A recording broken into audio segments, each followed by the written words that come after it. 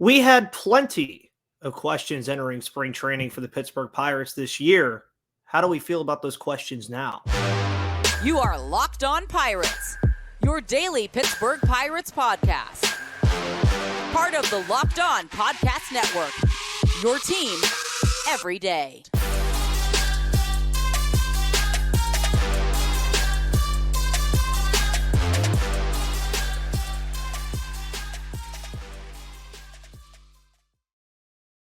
And welcome back, everybody, to the Locked On Pirates podcast here on the Locked On Podcast Network, where it's your team, your Pittsburgh Pirates every day. My name, of course, is Ethan Smith, your host of this wonderful show here on the Locked On Podcast Network. You can follow me right there. It's easy. Follow me on Twitter at MVP_Ethan or at Locked On Pirates for all of your news, analysis, opinions, and reactions to everything going on in the world of the Pittsburgh Pirates. And by the way, opening day is next week. It's not in Pittsburgh, but of course you all know that I will be in Pittsburgh on April 5th for Pirates opening day, and I will be using Game Time, today's sponsor of the Locked On Pirates podcast. Make sure you download the Game Time app today and use code Locked On for $20 off. Yeah, that includes your opening day tickets to the Pittsburgh Pirates if you haven't used Game Time before now. So yeah, make sure you use it now. And as you see in the title of this show, folks, we're a week away pretty much from opening day. We have about 5 to 6 more days of spring training to really see what this team can do, what's going to be offered to us, if any questions are going to be answered. But at this point, I also feel like a lot of the questions that we had in spring training are going to be answered regardless. And you look at the overall scope of how spring training goes, and you usually have the middle part. That's the biggest part of where you're going to learn everything that you're trying to figure out. And this back end part, which I'll talk about a little bit later, is more about just health at this point. You just want the team to stay healthy. You want guys that you know are going to be on this roster to stay healthy. You want everybody to just kind of ramp up for the regular season and get ready to go. So we had a bunch of questions going into spring training that a lot of us were trying to answer, but we really couldn't answer because we just weren't seeing any game action. Now we're seeing game action. We've seen game action, and we've seen a lot of good. We've seen some bad. So we can go back now and look at some of these questions that we've seen and say, okay, how do we feel about these questions now? How do we look back on spring and look at these things and say, okay, can we answer this question? Now, usually the answer is no, because spring's only going to offer you so much about what can be offered. But really, these questions that I'm going to ask are all questions that you all who listen to this show have probably asked yourselves in watching spring training, and we'll go ahead and get right into them.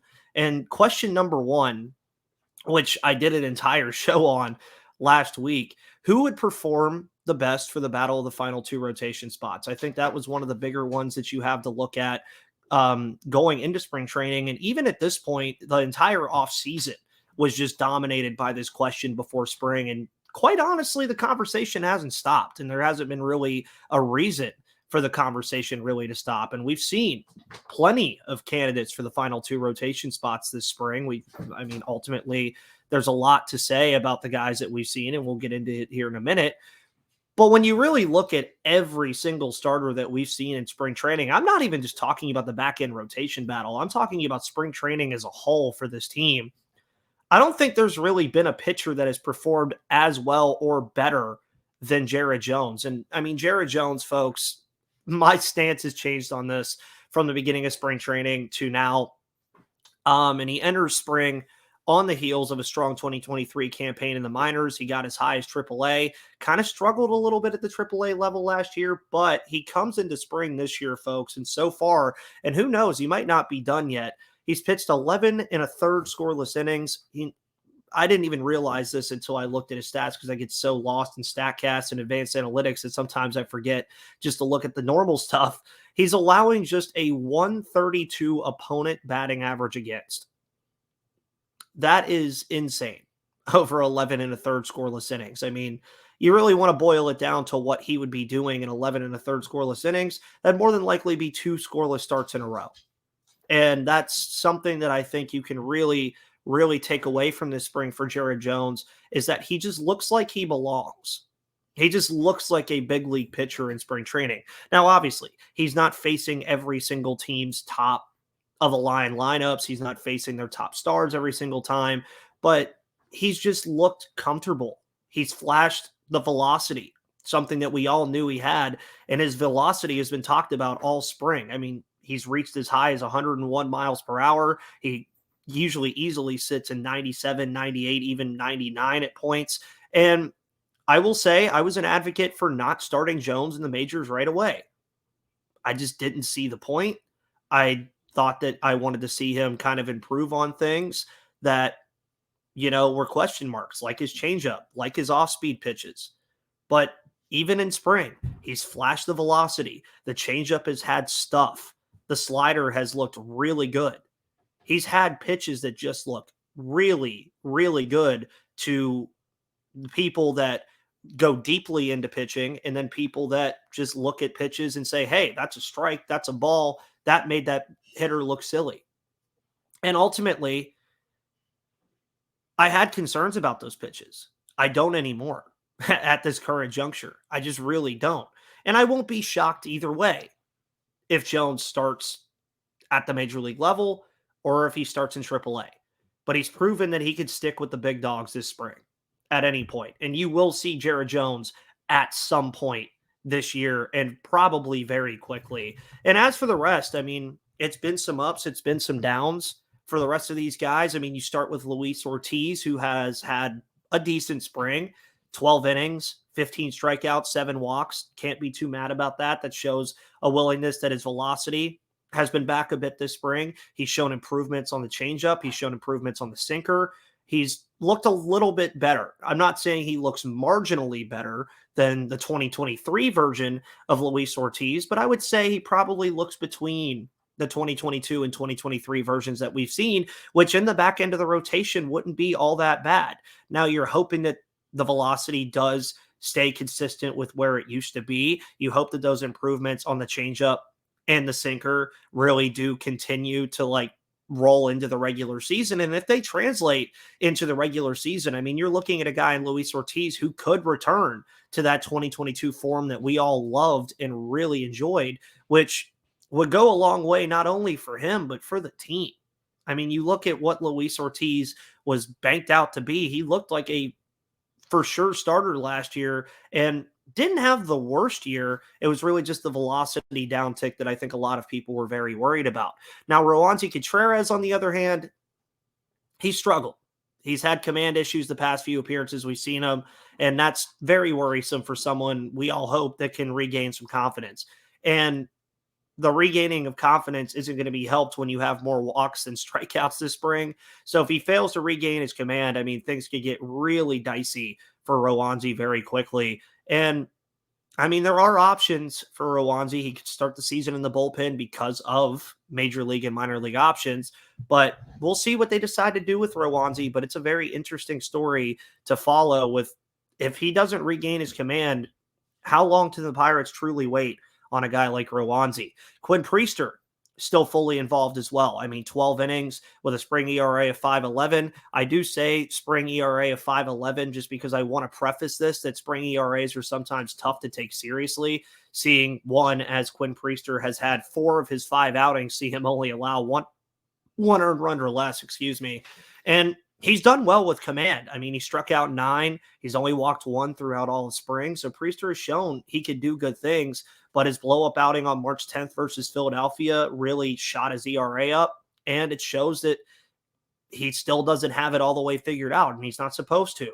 And I've even said on this show before that I think Quinn Priester is a guy that you see have kind of the Mitch Keller career arc, where it might take him a little bit longer to get to the point where he really is a strong major league pitcher. You look at other candidates that have been involved in this. I mean, Eric Lauer, Chase Anderson, Willie Peralta, they have veteran mindsets. They're able to eat innings if need be. But right now, I think the question of the back end rotation pieces is still there. It's going to be there for a while, and we'll likely have to wait at least for a short-term answer to be answered until next week. So we have a bunch of other questions as well that we're going to get through throughout this entire show. But before we do that, folks, we're going to talk about Prize Picks.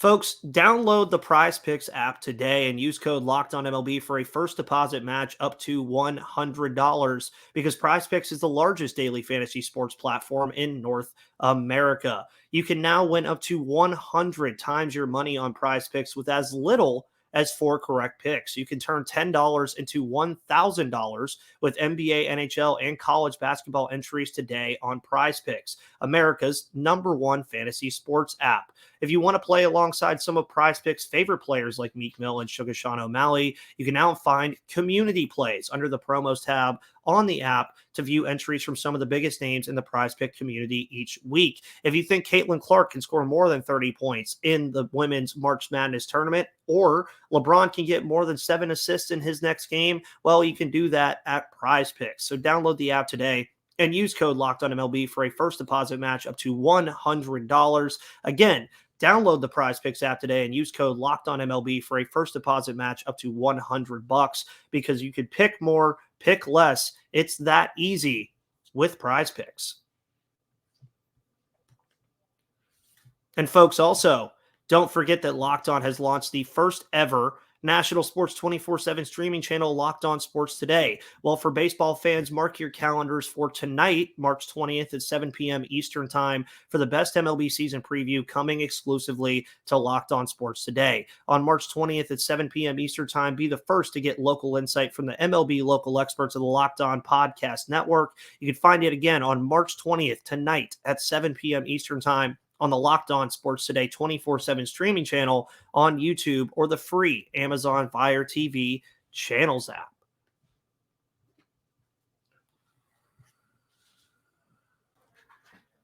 And we continue to move forward with some of our spring training questions and looking back on them and what we've learned so far.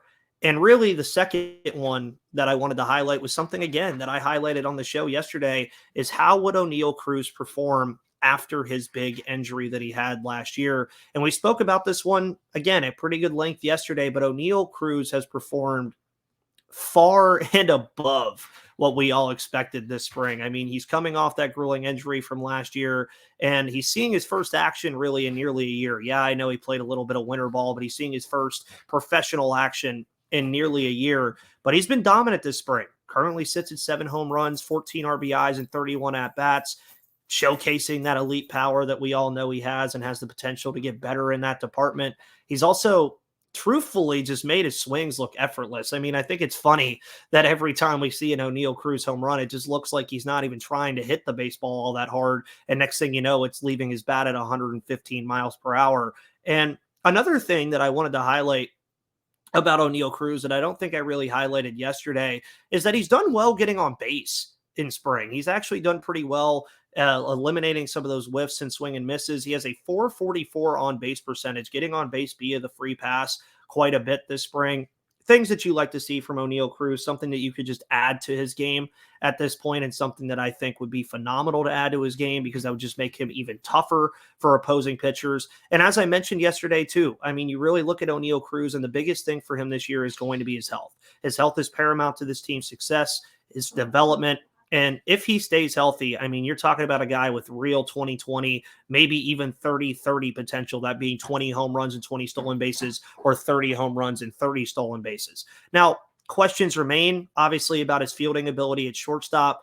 Ultimately, his bat is always going to be the best part of his game. His bat is always going to be what people are going to look at. And he could be due for a breakout campaign in 2024 with the tools we've seen in Bradenton, Florida. Now, another big question that a lot of us had, question 3, would they make moves during spring or right before spring to improve the roster? And this one got answered recently and throughout spring. And really, it's a simple yes. I mean, this past weekend, we saw them add outfielder Michael A. Taylor and starter Domingo Germán. We talked about that on Monday's show. Taylor, obviously, being a glove-first power option in the outfield that it also had questions. More on that later. And Domingo Germán, truthfully, a guy that, you know, you look at him and say, hey, they want him to prove that he can be a good person off the field and also perform on the field as well. And they're not going to take no for an answer on that. And that's why they gave him a club option. They want him to figure it out on and off the field. We've also seen them acquire guys like Willie Peralta, Eric Lauer, Chase Anderson, Yasmani Grandal, all just before spring. Each of those guys really offers depth on this roster. And you have to like the fact that those guys are there. Peralta has looked pretty decent in spring. Eric Lauer has shown that he can be a reliable starter in this league before. Chase Anderson is a veteran who could come in and eat innings. And yeah, I mean, at the end of the day, some would say the offseason could have seen more done from the Pirates. Some of you guys wanted Rhys Hoskins. Some of you wanted still Michael Lorenzen, who's still sitting there. Some people want Mike Clevenger. Yes, I know. I'll read the comments. Some of you want Trevor Bauer. It's not happening. I will keep saying that on the show, that it will not happen. But one thing cannot be denied about this current rendition of the Pirates is that they have options aplenty in places where they need them. I mean, starters, for instance, they may not be the best options, but you could really name 9 to 10 guys who could slot into this rotation at any point, and that's excluding Paul Skeens. That includes guys like Jared Jones, a Quinn Priester, a Luis Ortiz, a Chase Anderson, a Willie Peralta, and Eric Lauer. You also have a slew of outfield options now with the introduction of Taylor. You look at Edward Olivares, Joshua Palacios, Connor Joe. Those guys are still options behind Brian Reynolds and Jack Sawinski. Even at second base, you have Leover Peguero. You have Jared Triolo. Both of those guys have impressed so far this spring. So yes, the additions aren't exactly the sexiest additions in the world. They're not the moves that would shock the baseball world, but they've made the team deeper, which in turn could make them better. And a deeper baseball team is always a better baseball team. On to question 4. Can Henry Davis catch and perform well at the plate? Those are big questions that we had for Henry Davis going into spring training. Honestly, one, because Endy Rodriguez is out for the year, so he's been thrust into that starting catching role due to injury now. And the offseason was reportedly a busy one for Davis. He worked on his defense throughout spring. He worked with Pirates pitchers throughout all of winter and spring. And he really wants to improve at the position that he was drafted as a catcher. He wants to improve as a catcher in this league. And after not playing catcher really at all in 2023 at the big leagues, I mean, it seems like he's taken it a bit personally this spring. He has 4 home runs and 11 RBIs to show that he can hit, and we all know he can hit from his time at Louisville and what he's done in the minor league system. But the defense is always going to be the biggest question for a guy like Henry Davis. But he's handled the position pretty well this spring. And also, I do want to preface, by the way, that I'm wearing this, but I do want to show everybody that that's a 412 tattoo, because I know it can look a little weird from certain angles. So I just want to show that. But really, in spring, also, he's handled the position, again, pretty well, from blocking to communicating with his pitchers. Martin Perez has even said that he's done very well communicating with his pitchers and trying to be best friends with the pitching staff, because catchers and pitchers need to be best friends. That was in a Pittsburgh Post-Gazette article from Jason Mackey. And it really appears that Davis has figured some things out. And now, again, I'm not expecting it to be sunshine and rainbows throughout the season. I don't think anybody really is for Henry Davis, seeing as it is his first MLB season as a full-time catcher. But if the bat follows what it's done in spring, the defense should really follow too. And really, if Henry Davis's potential does get reached, the Pirates could have a real two-way threat behind the plate. And that's something that the majority of the league can't really say they have. I mean, the Dodgers have Will Smith. The Orioles have Adley Rutschman. The Braves have Sean Murphy. There are some questions outside of other guys that could really be two-way threats in this league behind the plate, and Henry Davis has the tools to really be that kind of player. Now, before we get into our final couple of questions here on the Locked On Pirates podcast, I already mentioned them earlier, but we're going to talk about Game Time. Folks, download the Game Time app today and use code LOCKEDON for $20 off your first purchase, because you shouldn't have to worry when you buy tickets to your next big event. Game Time is the fast and easy way to buy tickets for all the sports, music, comedy, and theater events near you, with killer last-minute deals, all-in prices, views from your seat, and their best price guarantee. Game Time takes the guesswork out of buying tickets. You can see the view from your seat before you buy, so you know exactly what to expect when you arrive. You get all-in prices that show your total up front, so you know you're getting a great deal before you check out, and you can buy tickets in seconds with 2 taps. Game Time also has deals on tickets right up to the start of the event and even an hour after it starts. It's the place to find last-minute seats. You can find exclusive flash deals on sponsored deals on tickets for football, basketball, baseball, concerts, comedy, theater, and more. And the Game Time Guarantee means you'll always get the best price. If you find tickets in the same section and row for less,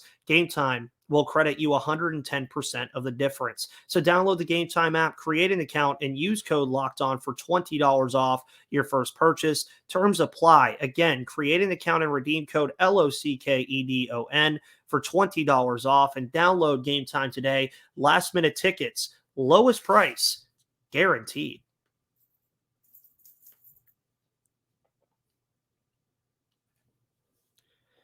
And welcome to the third and final segment of today's episode of Locked On Pirates here on Wednesday, March 20th. Folks, thank you for always tuning into the show, as you always do here on the Locked On Podcast Network. When the season starts, by the way, we will have episodes coming out a lot earlier in the morning. I did a poll to see when you guys wanted episodes to come out. They will be coming out at 8 to 10 a.m., except on Mondays with Gary Morgan, as we have our usual time that we record, unless we start recording on Sundays. But more than likely, Tuesday through Friday, of course, will be 8 to 10 a.m. upload time so that you guys get those in the morning. And then, of course, we'll have emergency episodes throughout all the year. As for next week, we still have the rest of this week. We'll be having topics as well as Mailbag Friday this Friday. But next week, the first 3 days, of course, will be our 3-part prediction show for the season. It'll be a preview and prediction show starting on Monday, March 25th. On Thursday for opening day, we'll have a show in the morning previewing opening day against the Miami Marlins. And then, of course, we'll have a post-game reaction show that evening after the game is done. So I wanted to get that out to you guys and make sure you know how things are looking over the next week and change. Now, back to the questions that we had in spring training. Question 5, is the bullpen as strong as it appears to be on paper? And this bullpen, folks, you know that I have absolutely loved what I see on paper from this bullpen, and I've really liked what I've seen from this bullpen overall in spring. And with the addition of Aroldis Chapman, this bullpen looks deep. It looks like a strong unit, and it has the potential to be a top 10 unit in all of baseball. I'm going to keep saying that because I think it's true.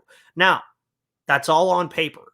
Things can go south for a bullpen very fast. We've seen it before. You obviously have injuries, and you could have 1 or 2 guys not performing well and having to throw guys more often because those guys are not performing well. For instance, we've already seen Dauri Moreta placed on the 60-day IL. That injury appears that it's going to be a lot more serious than we might have thought it was initially. And we haven't seen David Bednar pitch this spring just yet. For some reason, though, I don't feel all that worried. I mean, Aroldis Chapman can slot into a closer role if he needs to. You look at Colin Holderman, who was a top holder's arm last year in Major League Baseball last year and isn't showing signs of slowing down. Carmen Mlodzinski is a guy that all of you have definitely had a lot to say about this spring and a lot to say about this offseason. And he has breakout potential. He had an under-the-radar 2023. He could be a valuable piece in the back end of games or in the front end of games as well. Jose Hernandez has looked strong this spring. He'll look to grow off his Rule 5 campaign from last year. You look at Ryan Borucki, who had a solid year as well last season and could see a role. Even free agents that you signed, like Josh Fleming, Brent Honeywell, Ben Heller, Ryder Ryan. Those are guys that could slot in at any time if they're needed due to injury or guys not performing up to standard. And with options coming into play, some of those starters I mentioned earlier, like a Roansy Contreras, could slot in as long relief arms in the bullpen as well so that they get major league looks while they're still working on some stuff that the team might want them to work on. So this bullpen, folks, is going to be a very strong unit. And even with the absence of Dauri Moreta and potentially David Bednar, I'm still not all that worried about this unit overall because I think they just have enough pieces to really make things work. So even with the injury concerns right now, the bullpen still looks like a unit that could be one of the best in baseball with the right performance. Now, this one's going to be a little bit shorter just because it was a little underwhelming for me, but how would second base shake out was question number 6 for me. Second base, again, was a battle I had my eyes on all offseason, but honestly, it hasn't been much of a battle. Ji-Hwan Bae and Nick Gonzalez just haven't shown me enough to unseat Liover Peguero, who has an 828 OPS and 24 at-bats this spring. Jared Triolo has done amazing things as well. He's had a good spring, posting a 988 OPS and 29 at-bats. He's flashed the Gold Glove potential that we all see that he could possess as a utility player. And with the addition of Michael A. Taylor as well, I mean, it's really hard for me to see Ji-Hwan Bae even make this roster, because you're looking at Olivares, you look at Palacios, you look at Joe, you look at Michael A. Taylor, Sawinski, and Reynolds in the outfield, and then you really have Jared Triolo, who could slot in at second base on days that Peguero needs a day off. I just don't see a way that Ji-Hwan Bae or Nick Gonzalez break the opening day roster. And Gonzalez obviously more so for the infield, but again, I just don't think it's something that we should really expect from either of those guys. And I expected this battle to be a bit more exciting. I really did, but Peguero and Triolo entered as the front runners, and they're going to leave spring as the front runners. And this one's interesting because it was question 7, and my final question really entering spring is, how would right field shake out? And really, before the Michael A. Taylor signing, this question was very up in the air, considering a lot of different factors that we'll get to here in a minute. But now you'd expect either Brian Reynolds or Jack Sawinski probably to slide over to right, with Michael A. Taylor and Jack Sawinski, of course, manning center in a platoon, which is what I think is the most likely thing. But where does this leave Olivares, Palacios, and Joe? I think that's a big question. Joshua Palacios, been injured for a large part of spring and hasn't really performed much this spring at all. But outside of late game heroics last year, you really dive into his stats, and he didn't exactly do all that much. Now, obviously, as Gary mentioned on Monday, there is a place for a guy like that on the roster to come in and pitch hit late in games and be kind of your late game specialist. But outside of that, not really much that we've seen from Palacios. Olivares, by the way, offseason acquisition, has not performed well in spring at all. 195 average and 41 at-bats. So he's not really shown the greatest abilities either. Connor Joe hasn't had the strongest spring either, but his ability to move between first base and the corner outfield spots, I think, gives him a bit of an edge over Olivares and Palacios. So, yeah, with the addition of Taylor, I think we did get an answer about right field more than likely, just not the one we expected, and I think it's honestly a better one right now. If you can have Edward Olivares or Connor Joe as your fourth outfielder, I think that's a very, very good spot to be in. Now, I do want to say that I made this show to answer these questions because really, with a week remaining, I truly don't think that we'll see much change on how things will shake out with these questions. Injuries are always possible, knock on wood, of course, but a good week, could change the eyes of the organization on some of these questions. But most of these questions have some idea of an answer already. The rotation, of course, has its questions. We have to have an answer on who the back two guys are going to be next week when the roster is announced. Spring also, truthfully, teaches us a ton, but it doesn't teach us everything. I mean, the first month of the season, to me, is usually a better viewpoint of what's to come in the early months. And again, as far as spring news and notes go, Dauri Moreta will start the season on the 60-day IL. Already talked about that.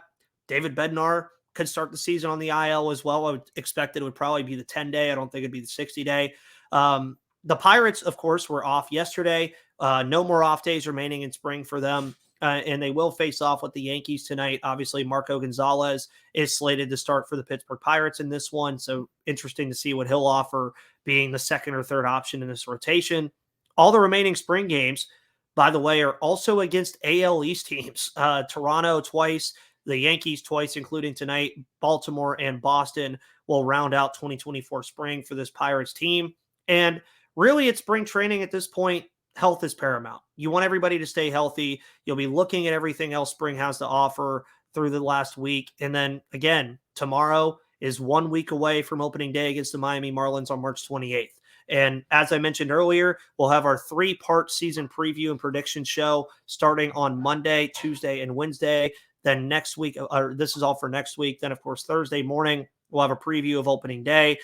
Thursday night, we'll have an instant reaction to opening day. And then the next 2 Fridays will be mailbag days, as well as a preview of Friday's game against the Miami Marlins next week. Folks, thank you so much for tuning into this episode of Locked On Pirates, as you always do every Monday through Friday. You can follow me on Twitter right there at MVP_Ethan or at Locked On Pirates for all of your news, analysis, opinions, and reactions to everything going on in the world of the Pittsburgh Pirates. Don't forget to check out Locked On Sports Today, the first ever national sports 24/7 streaming channel on YouTube and Amazon Fire TV. Folks, have a wonderful rest of your Wednesday afternoon and evening. And until tomorrow, I'll see you on the flip side.